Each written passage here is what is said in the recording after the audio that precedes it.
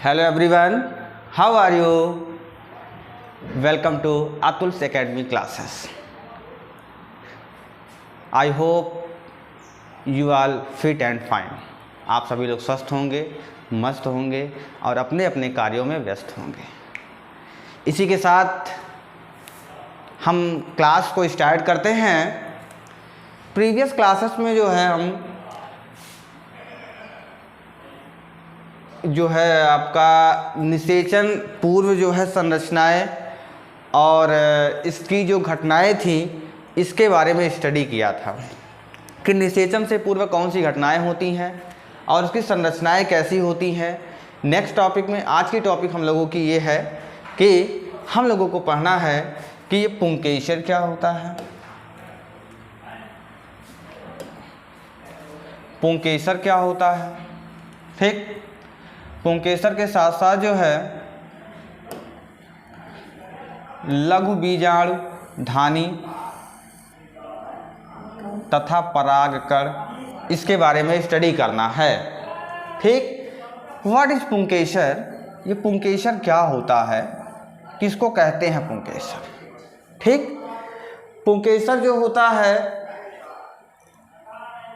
जो हमारा ये देखिए, ध्यान से देखिएगा, ये आपकी लंबी सी एक डंठली जैसी संरचना आपको दिखाई दे रही होगी। आप अपनी एनसीईआरटी बुक को ओपन कीजिएगा तो आपको कुछ इस तरीके से संरचना दिखाई देगी। ओके स्टूडेंट्स, ये जो आपका नर जनन अंग है जो कि आपके पुष्प में पाया जाता है, यही आपका पुंकेसर कहलाता है। क्या कहलाता है? पुंकेसर कहलाता है। इस पुंकेसर का मुख्यतः जो होते हैं वो दो भागों में विभक्त होता है। पहला भाग जो होता है लंबा सा होता है, जिसको हम लोग फिलामेंट बोलते हैं, डंठल बोलते हैं, और इसका सिरा वाला भाग जो होता है, ठीक, वह द्विपालित संरचना होती है, बाइलोब्ड स्ट्रक्चर होता है एंथर का, ठीक। आइए देखते हैं इसके स्ट्रक्चर को किस तरीके से। ये जो ऊपर का स्ट्रक्चर है एक इसको हम लोग बोलते हैं परागकोश। क्या बोलते हैं? परागकोश। आपके बुक में भी ये चीज़ लिखी हुई है, आप अपने बुक से भी इसको देख सकते हैं। क्लियर? ये क्या है? आपका परागकोश है, ठीक। नीचे का जो हिस्सा डंठली वाली हिस्सा होती है, डंठल जैसी जो होती है, इसको बोलते हैं तंतु या फिलामेंट बोलते हैं। इतनी बात समझ में आ गई? ओके, वापस चलते हैं। ऊपर वाले भाग को परागकोश, नीचे वाले भाग को फिलामेंट बोलते हैं, ठीक। ये फिलामेंट जो होता है, ऊपर जिस पॉइंट से अटैचमेंट होता है उसको बोलते हैं डिजिटल एंड। डिजिटल एंड बोलते हैं। एक को नीचे वाला पॉइंट जहां पे ज्वाइंट होता है जाकर के दल पुंज के पास में, इसे बोलते हैं प्रॉक्सिमल एंड। क्या बोलते हैं?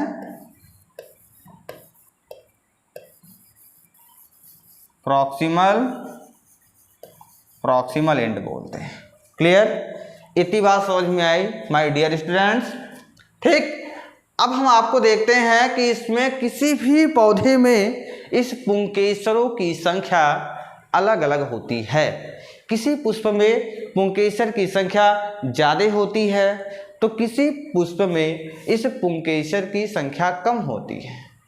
ये अपनी संरचना और जातीय विभेद के कारण अलग अलग पाए जाते हैं, ठीक।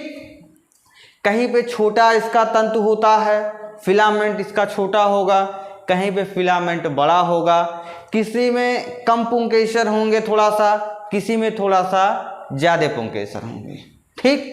सही अगर आपको अच्छा सा देखना है तो आप एक गुड़हल का फूल लेंगे जिसको चाइना रोज बोलते हैं। इस चाइना रोज में जब हम ध्यान से देखेंगे तो हमारे हाथों में पीले पीले कलर के जो पाउडर जैसी संरचना लग जाती है, वो पाउडर जैसी संरचना जो है आपकी, वो आपका ये क्या होता है, पराग कण होता है। क्या होता है, पराग कण होता है, जिसे बोलते हैं पॉलन ग्रेन। यदि वो एंथर मैच्योर्ड होगा, मैच्योर्ड फॉर्म में होगा, तो हमारे पास क्या लग जाएगा, एंथर मीन्स या पॉलन ग्रेन लग जाएगा। लेकिन वो पौधा अगर मैच्योर्ड नहीं है तो पूरा का पूरा एंथर ही हमारा पिस करके हमारे हाथों में लग जाएगा। ठीक, आइए इसकी स्टडी एक बार हम फिर से करते हैं, थोड़ा सा और डिटेल में देखते हैं इसको।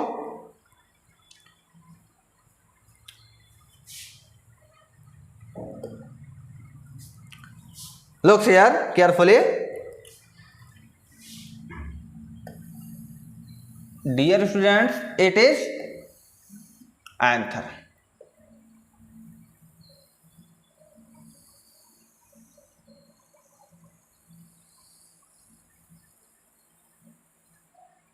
एंथर क्लियर, यही आपके बुक में बना हुआ है।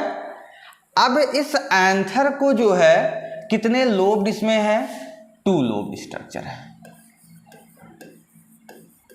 2 लोब्ड स्ट्रक्चर है, 2 लोब्ड स्ट्रक्चर क्लियर। बीच में जो होता है 2 लोब होता है, 1 लोब इक्वल टू 2 चैम्बर। एक लोब में कितने चैम्बर होते हैं, 2 चैम्बर होते हैं। क्लियर, इस चैम्बर को हम अभी आपको नेक्स्ट डायग्राम में आपको इसको शो कराएंगे कि जो ये देखिए हमारा ये ऊपर जो ज्वाइंट है, इस ज्वाइंट को हम क्या बोलते हैं, इस ज्वाइंट को हम बोलते क्या हैं,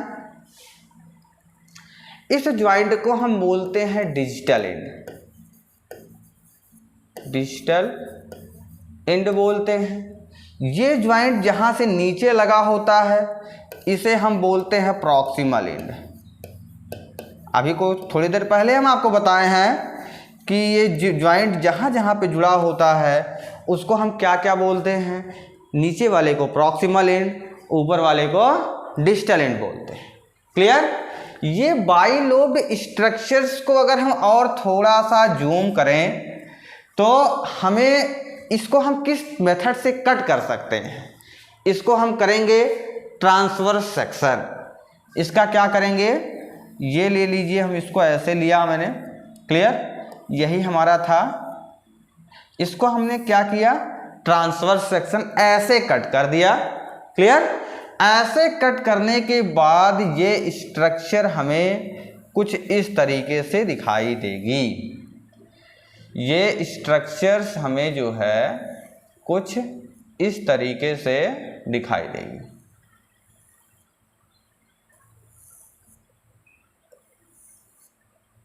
ऐसे संरचना इसकी थोड़ी सी दिखाई देगी। ठीक, ये बीच का स्पेस खाली नहीं होगा। ये एक लोब आपका है, फर्स्ट लोब में आपके 2 चैम्बर, सेकंड लोब में आपके 2 चैम्बर, टोटल मिला करके हमारे पास कितने चैम्बर हो गए, 4 चैम्बर्ड हो गई। कितने चैम्बर हो गए, 4 चैम्बर्ड, 4 चैम्बर हो गए यहाँ पे। क्लियर, लोब कितने हैं, 2 lobe, 2 lobe and 4 chamber. Clear, इसी में आपका पॉलन ग्रेन जो है, बीच की जो स्ट्रक्चर्स आपको दिख रही है, यहीं पे आपका पॉलन ग्रेन का डेवलपमेंट होगा। क्या होगा, पॉलन ग्रेन का विकास कहाँ होगा, यहीं पे आपका, जिसको कहते हैं पराग कण बोलते हैं। पराग कण का विकास, पराग कण का जो विकास है वो कहाँ पे होगा, इसी के अंदर स्पोरोजिनस टिश्यू होती है, अभी हम आपको बताते हैं और डिटेल में बताते हैं। डिटेल में बताने से पहले एक बार हम वापस आपके बुक पे चलते हैं, थोड़ा सा बुक का स्ट्रक्चर आपको दिखा देते हैं, जिससे आपको थोड़ा सा और डिटेल में देखिए। यहाँ पे आपको दिख रहा होगा कि ये लाइन ऑफ डिहाइसेंस दिख रहा होगा आपको। ये लाइन ऑफ डिहाइसेंस क्या है? ये देखिए पतली सी स्ट्रक्चर आपको दिख रही होगी, ये रेड कलर जहाँ पे हम कर रहे हैं, ये देखिए लुक हियर केयरफुली, ये स्ट्रक्चर्स आपको दिख रही होगी, ये लाइन ऑफ डिहाइसेंस है। लाइन ऑफ डिहाइसेंस मीन्स ये होता है जब ये पॉलन ग्रेन क्या होगा, मैच्योर्ड होगा। पॉलन ग्रेन क्या होगा, मैच्योर्ड होगा। मैच्योरिटी के बाद जो है ये यहाँ यहीं से जो है क्या होगा, ये फटेगा, यहीं से ये फट जाएगा। ठीक, फटने के बाद क्या होगा, पॉलन ग्रेन यहाँ से निकल जाएंगे। ठीक है, ये परागकोश है, परागकोश के अंदर परागकण है, ये लाइन ऑफ डिहाइसेंस है। ये तो आप जानते ही हैं, फिलामेंट है नीचे, यही स्ट्रक्चर्स है आपका जो अभी आपको कुछ देर पहले मैंने बताया है। देखिए आवृत बीजी में द्विपालित होते हैं, अर्थात ये द्विकोष्ठी होते हैं, जिसको हमने बताया आपको बाइलोब्ड मीन्स होता है टू लोब होते हैं, उसी लोब को हिंदी में कहते हैं द्विकोष्ठी। ठीक, द्विपालित संरचना होती है।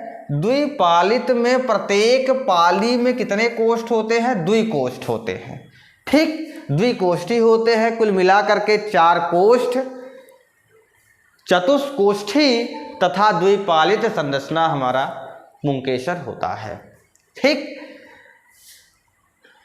ठीक है, इसका अनुप्रस्थ काट मतलब क्या होता है, अनुप्रस्थ काट के विभिन्न प्रकार के ऊतकों का संयोजन।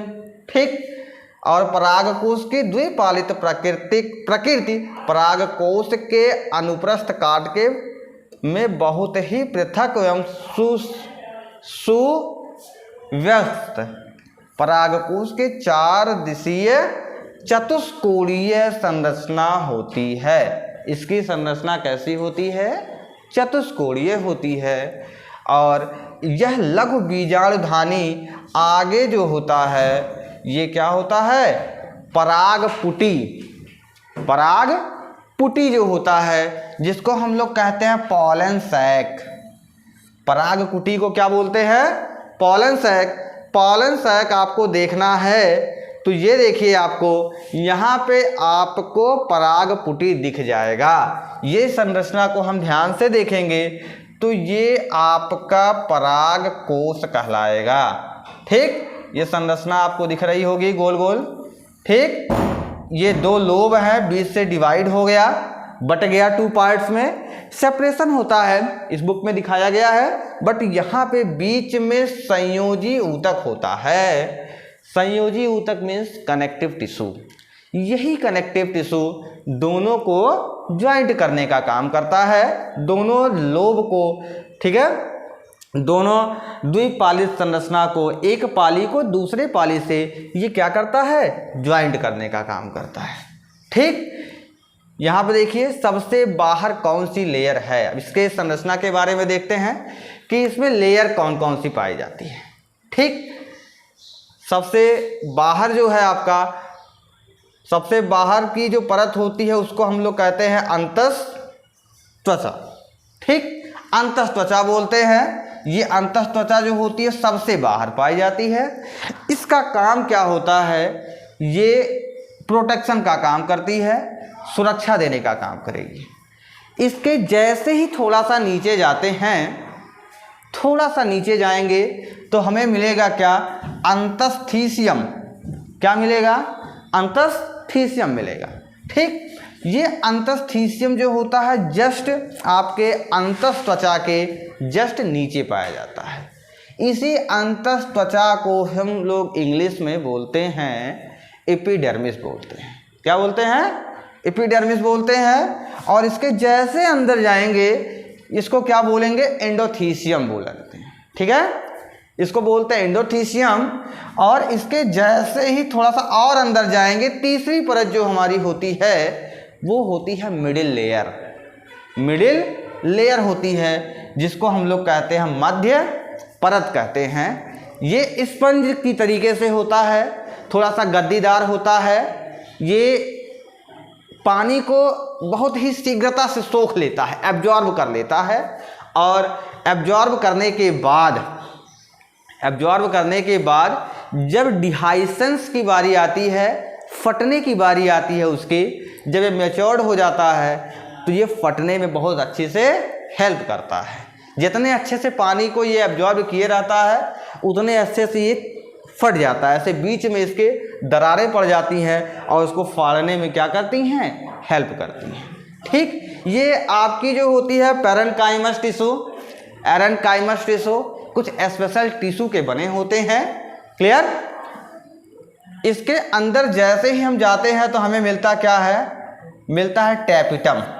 क्या मिलता है, टैपिटम मिलता है। ठीक, टैपिटम जो होता है हमारा, ये बाई न्यूक्लिएटेड होता है। इसमें एक ही सेल में 2 न्यूक्लियस पाए जाते हैं। ठीक, एक ही सेल में 2 न्यूक्लियस पाए जाते हैं।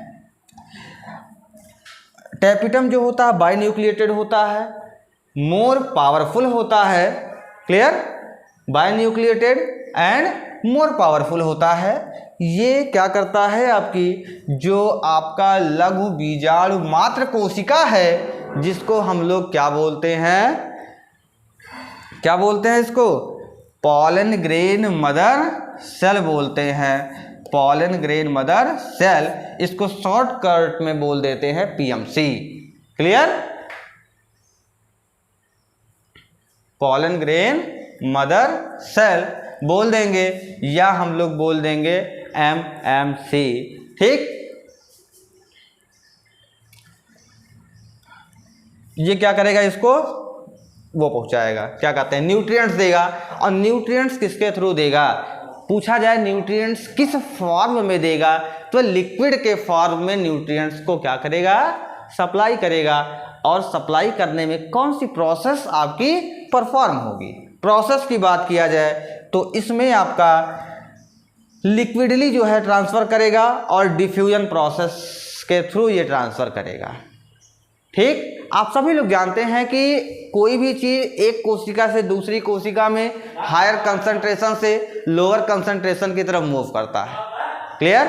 अब होगा क्या कि बाहर के जो टैपिटम सेल है, इस टैपिटम सेल में एनर्जी ज़्यादा है और अंदर की सेल में एनर्जी कम है। अब ये ज़्यादा वाली एनर्जी उस वाले एनर्जी को क्या करेगी, ट्रांसफ़र करेगी। Clear.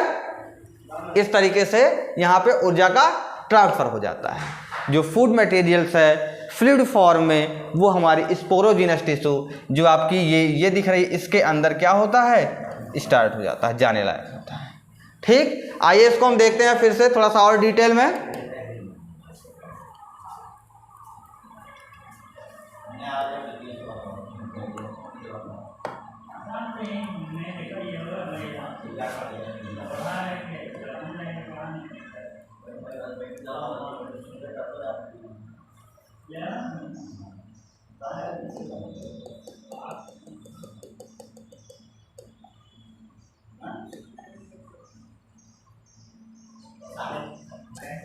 Look here carefully.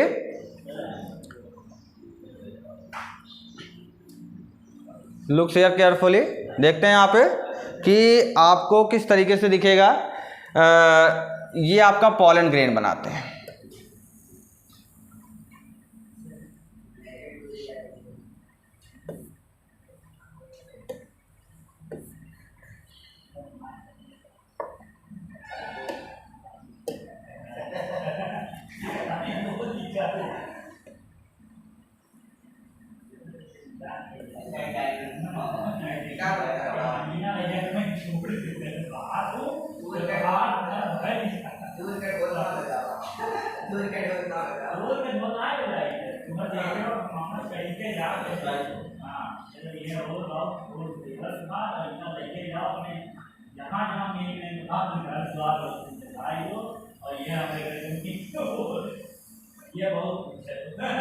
Clear. ये इस तरीके से संरचना आपको दिख रही होगी। ये आपका बीच में कनेक्टिव टिश्यू जो होती है, जिसको संयोजी ऊतक कहते हैं। संयोजी ऊतक के द्वारा ये क्या होते हैं, जुड़े होते हैं। किसके थ्रू जुड़े होते हैं, संयोजी ऊतक के द्वारा।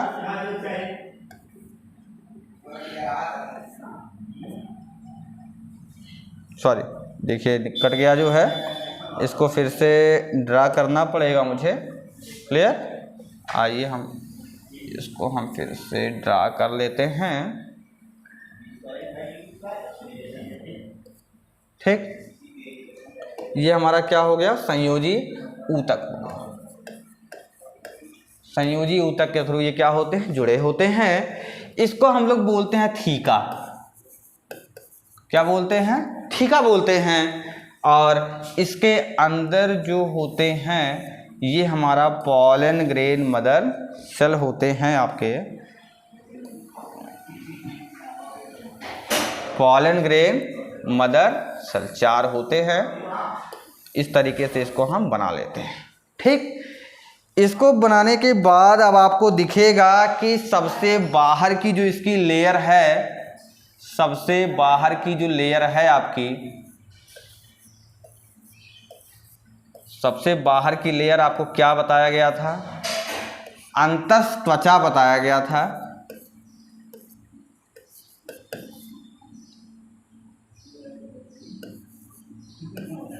अंतःत्वचा, इसी को इंग्लिश में कहते हैं क्या, एपिडर्मिस।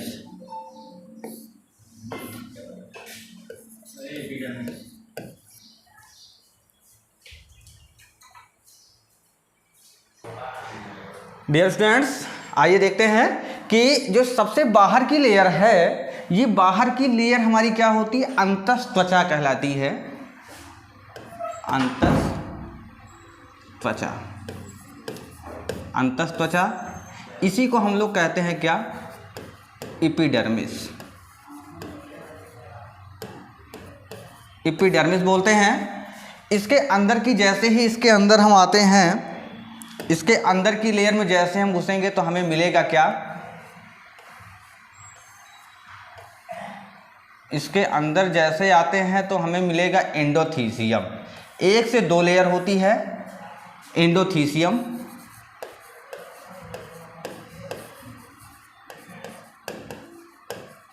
एंडोथीसियम बोलते हैं इसको। क्या बोलते हैं, एंडोथीसियम बोलते हैं।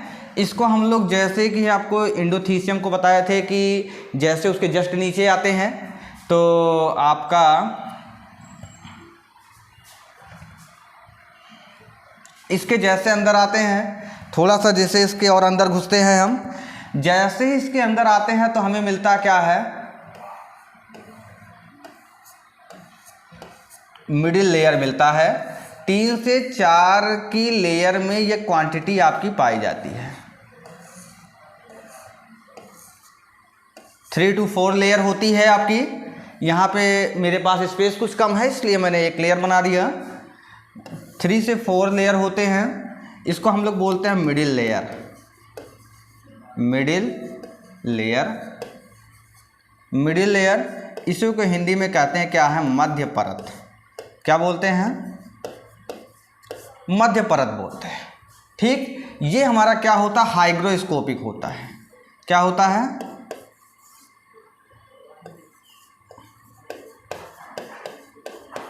हाइग्रोस्कोपिक होता है। मीन्स जल को, जल स्नेही जिसको कह देते हैं, जल स्नेही, जल को बहुत तेजी से एब्जॉर्ब करता है। क्या करता है, जल को सोख लेता है, बहुत तेजी से खींचता है अपने अंदर। ठीक है। और जब डिहाइसेंस का टाइम आता है तो डिहाइसेंस के टाइम में क्या होता है, यही चीज़ फटने में हेल्प करता है। और इसके जैसे ही हम अंदर आएंगे तो हमें मिलेगा कि आपका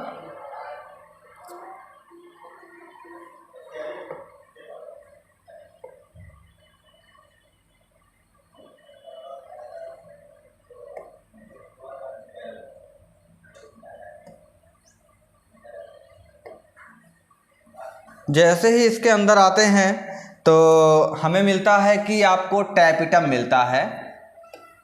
क्या मिलता है आपका? एक लेयर अंदर आपको दिखेगी जिसको कहते हैं tapetum. What is this? This is tapetum. Clear? ये टैपिटम जो होता है बाई न्यूक्लिएटेड होता है। बाई न्यूक्लिएटेड मीन्स क्या होता है? एक सेल में आपके एक से अधिक न्यूक्लियस पाए जाएंगे और जनरली जो होते हैं 2 न्यूक्लियस होते हैं। ठीक है, बाई न्यूक्लिएटेड होता है। ठीक, इसको बोलते हैं हम लोग टैपिटम। क्या बोलते हैं? टैपिटम बोलते हैं। और इसी टैपिटम को जो है यही टैपिटम जो होता है क्या होता है हमारा? मोर पावरफुल होता है। मोर पावरफुल होता है। मोर पावरफुल होता है। मोर पावरफुल होता है और यही आपको यहाँ अंदर जो है आपका स्पोरोजिनस टिश्यू होती है। स्पोरोजिनस टिश्यू आपका यहीं पे फिल होता है। ठीक, यहाँ पे आपका स्पोरोजिनस टिश्यू होती है। क्लियर? स्पोरोजिनस टिश्यू को न्यूट्रिएंट प्रोवाइड करने का काम, पोषण देने का काम, भोजन देने का काम, जैसे हम यहाँ पे संरचना बनाए हैं सेम ऐसे यहाँ पे भी होगा, सेम ऐसे यहाँ पे भी होगा, सेम ऐसे यहाँ पे भी होगा। चारों चैम्बर में एक ही जैसी संरचना आपको देखने को मिलेगी। ठीक, यही स्पोरोजिनस टिश्यू में ही आपका क्या होता है? निर्माण होता है किस चीज़ का? स्पोर का फॉर्मेशन होगा, पॉलन ग्रेन का फॉर्मेशन होगा। क्लियर? यहीं पे आपका पॉलन ग्रेन का फॉर्मेशन होता है। क्लियर? आइए देखते हैं, नेक्स्ट आपको दिखाते हैं। ठीक,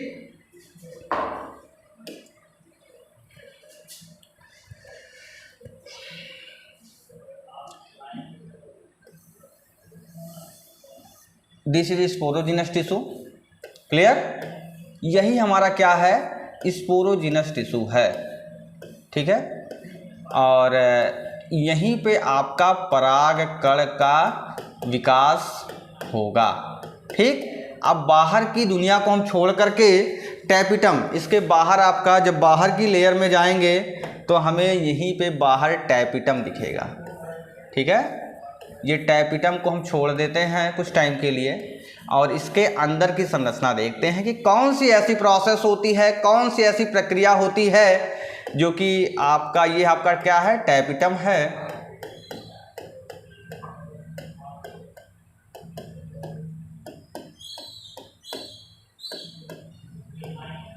ये आपका क्या है? टैपिटम है। टैपिटम है और ये आपका क्या है? स्पोरोजिनस टिश्यू है। Sporogenous tissue. क्लियर? इसी स्पोरोजिनस टिश्यू में होगा क्या आपका? जब रिप्रोडक्शन करना होता है तो आपके जो डिवीजन होगा, जो आपका वो आपका डिवीजन होगा रिडक्शनल डिवीजन। कौन सा डिवीजन होगा? Reductional division. Reductional division. Reductional division को ही हम लोग हिंदी में बोलते हैं अर्धसूत्री विभाजन। क्या बोलते हैं? अर्धसूत्री विभाजन। अर्धसूत्री विभाजन बोलते हैं। ठीक, अब इसमें जब अर्धसूत्री विभाजन होगा तो एक सेल हमारा क्या करेगा? 2 पार्ट में टूट जाएगा। अर्धसूत्री डिवीजन में आपको हम बोलते हैं मियोसिस, कहते हैं मियोसिस फर्स्ट। आप सभी लोगों ने क्लास 12th में पढ़ा था, सॉरी क्लास 11th में पढ़ा होगा, जब कोशिका का विभाजन हम लोग चैप्टर पढ़ रहे थे तो उस चैप्टर में आपने देखा होगा कि समसूत्री विभाजन क्या होता है, अर्धसूत्री विभाजन क्या होता है, कहाँ कहाँ पे इसका यूज होता है, कैसे कैसे होता है। जहाँ पे आपका रिप्रोडक्शन करके एक नई संतति को जन्म देने की प्रोसेस होती है, वहाँ आपका अर्धसूत्री विभाजन होता है। ठीक, और ये अर्धसूत्री विभाजन जो होता है 2 अवस्थाओं में होता है। एक मियोसिस फर्स्ट, जिसमें एक सेल आपका 2 सेल में टूट जाता है, एक सेल हमारा 2 में टूट जाता है, जो कि आपका हैप्लॉइड होता है, यन फेज में आकर के टूट जाता है। ठीक, एक हमारा क्या हो गया, सेल स्पोरोजिनस टिश्यू किस में टूट गया, 2 पार्ट में टूट गया। ठीक है, 2 पार्ट में टूट गया। इसको हम ऐसे बना लेते हैं, मान लीजिए ये स्पोरोजिनस टिश्यू है। ठीक, और ये स्पोरोजिनस टिश्यू क्या करेगा, अब इसमें होगा क्या, मियोसिस सेकेंड। मियोसिस सेकेंड की प्रोसेस होगी। यही एक सेल जो है 2 में, एक सेल जो है 2 में 4 पार्ट में डिवाइड हो जाएगा। कितने पार्ट में डिवाइड होगा, 4 पार्ट में डिवाइड हो जाएगा। यहाँ पे n, यहाँ पे n, यहाँ पे n, यहाँ पे n, ये सेल्स आपका क्या हो गया, यहाँ पे कौन सा डिवीजन हुआ, समसूत्री विभाजन हुआ। कौन सा विभाजन हुआ, समसूत्री।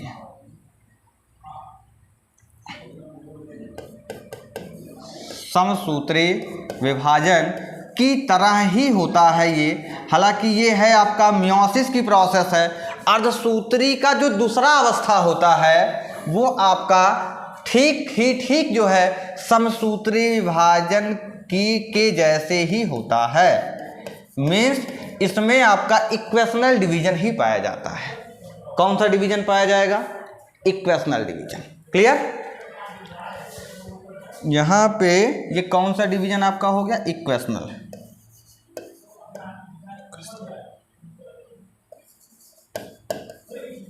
इक्वेशनल डिवीजन, इक्वेशनल डिवीजन की प्रोसेस परफॉर्म होगी। और ये एक सेल जो होते हैं आपके 4 डॉटर सेल में बनके प्रिपेयर हो जाते हैं। ठीक, इसी के साथ जो है हम यहाँ देखेंगे कि अब ये स्पोरोजिनस टिश्यू एक आपका वेजिटेटिव सेल और एक आपका जनरेटिव सेल में डिवाइड हो जाएगा। ठीक, ये हमारा क्या है, जनरेटिव सेल है। जनरेटिव सेल, ये क्या है आपका, वेजिटेटिव सेल। वेजिटेटिव सेल, इसी वेजिटेटिव सेल को कायिक कोशिका कहते हैं। क्या बोलते हैं, कायिक कोशिका।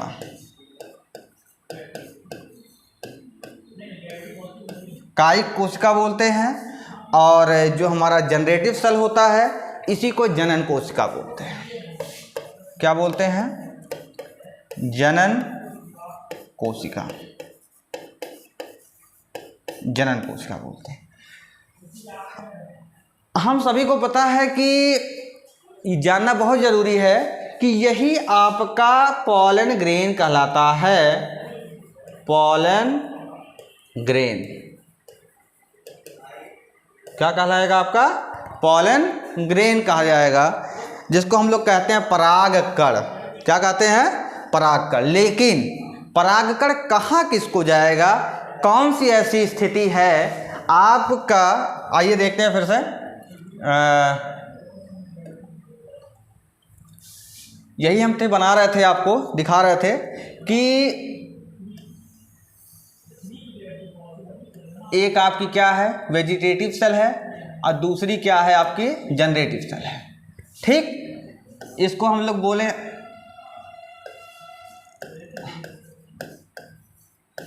कायिक कोशिका,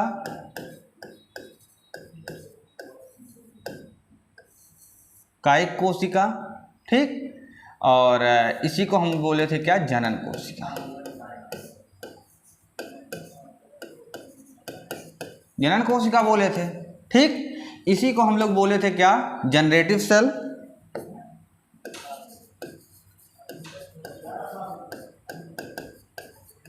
जनरेटिव सेल, और इसी को बोले थे क्या, वेजिटेटिव सेल। Vegetative cell. ठीक, 60% एंजियोस्पर्म में, एंजियोस्पर्म एंजियोम मतलब कि 60% ऐसे आवृत बीजी पौधे हैं, आवृत बीजी 60% ऐसे आवृत बीजी हैं जहां पे क्या होता है, यही आपका परागकण का काम करता है, परागकण का कार्य करता है, ठीक। लेकिन 40% ऐसे भी एंजियोस्पर्म हैं, 40% आवृत बीजी पौधे ऐसे भी हैं जिनमें इतने से काम नहीं चलता है। और यहाँ पे अब क्या होता है, एक क्या होता है, डिवीजन पाया जाता है। कौन सा डिवीजन होगा आपका, फिर से अब की बार होगा क्या, mitosis cell division, mitosis cell division, mitosis cell division, जिसको हम लोग कहते हैं क्या है, समसूत्री कोशिका विभाजन, समसूत्री कोशिका विभाजन, समसूत्री कोशिका विभाजन, ठीक। समसूत्री कोशिका विभाजन होगा तो ये वेजिटेटिव सेल आपका जो है, ये वेजिटेटिव सेल हमारा वेजिटेटिव के फॉर्म में ही रहेगा। ये देखिए वेजिटेटिव सेल हमारा वेजिटेटिव के फॉर्म में ही रहेगा, इसमें कोई चेंजिंग नहीं आएगी। लेकिन जो हमारा ये सेल था नीचे जनरेटिव सेल, ये जनरेटिव सेल 2 में क्या हो जाएगा, डिवाइड हो जाएगा। ये क्या हो जाएगा, 2 पार्ट में डिवाइड हो जाएगा।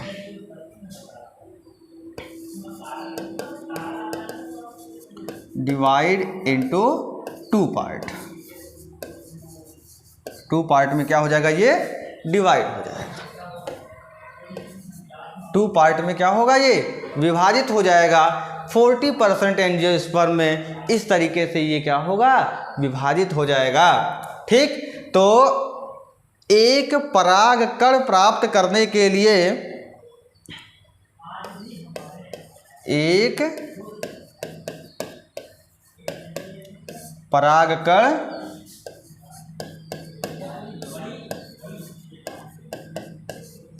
करने के लिए क्या होता है, एक मियोसिस, एक अर्धसूत्री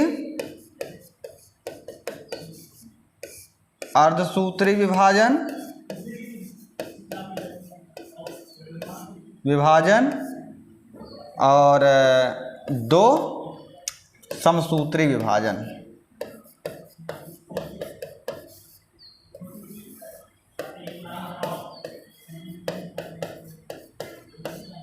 विभाजन के बाद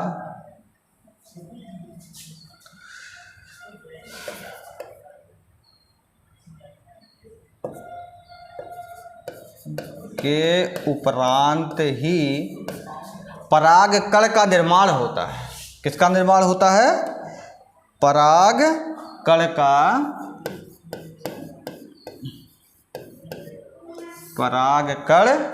का निर्माण होता है।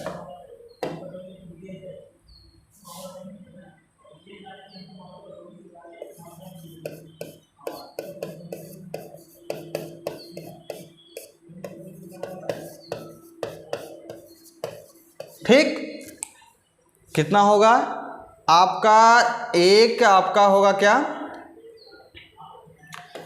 एक अर्धसूत्री विभाजन होगा और 2 समसूत्री विभाजन होगा।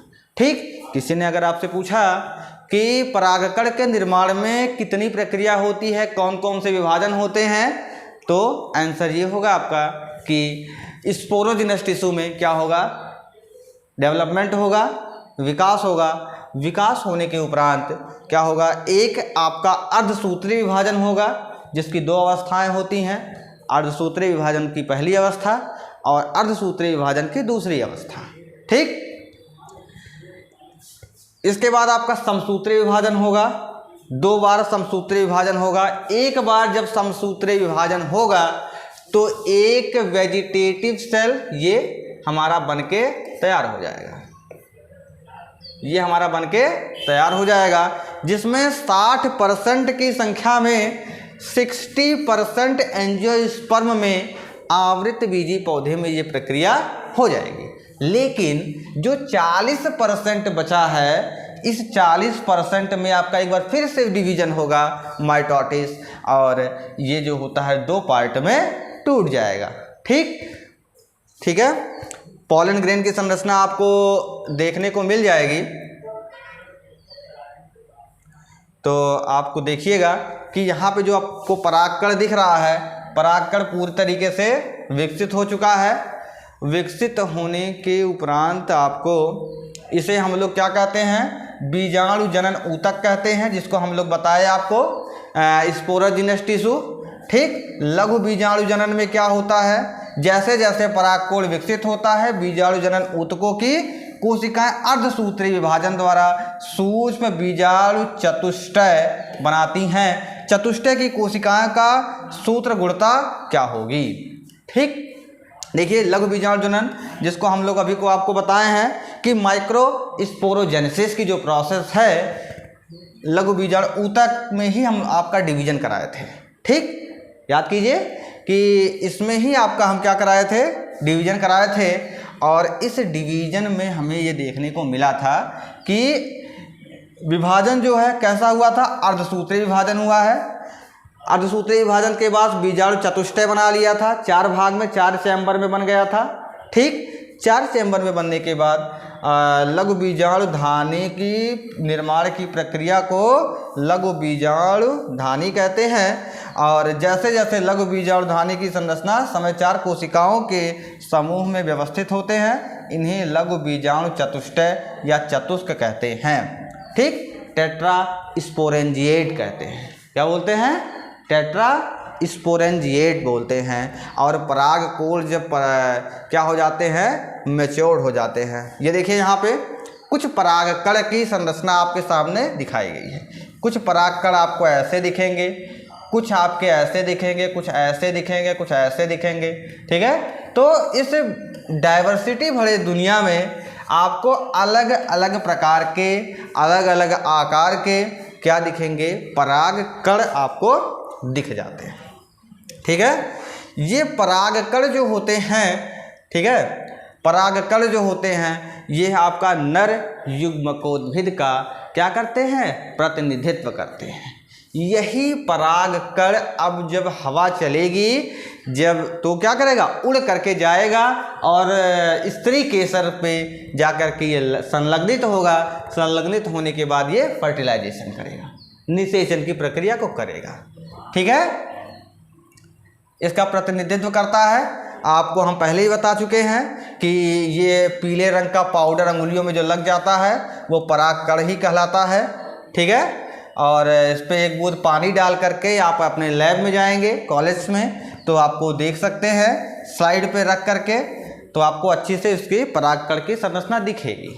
ठीक है, विभिन्न प्रकार के परागकोणों का आप अध्ययन कर सकते हैं। ठीक है, इसका क्या होता है, आकार, रंग, रूप, बनावट अलग अलग होते हैं। जिस पौधे की डाइवर्सिटी जैसे होती है उस प्रकार का इसमें एक वाह्यचोल पाया जाता है। क्या पाया जाता है, वाह्यचोल पाया जाता है, जो कि स्पोरोपोलिनिन का बना होता है। किसका बना होता है, स्पोरोपोलिनिन। ठीक, ये स्पोरोपोलिनिन जो होता है वो बहुत ज़्यादा हार्ड होता है, बहुत ज़्यादा कठोर होता है, फुली रेसिस्टेंस होता है। इस पे आज तक कोई ऐसी एसिड नहीं बनी, कोई ऐसा केमिकल नहीं बना जो इसको नष्ट कर सके। ठीक है, स्पोरोपोलिनिन को। कुछ परागकण ऐसे होते हैं जो महीनों तक जो है सुरक्षित रहते हैं, कुछ परागकण ऐसे होते हैं जो सालों तक सुरक्षित रहते हैं। ठीक, लेकिन कुछ परागकण ऐसे भी होते हैं जो 20 मिनट में ही क्या हो जाते हैं, नष्ट हो जाते हैं।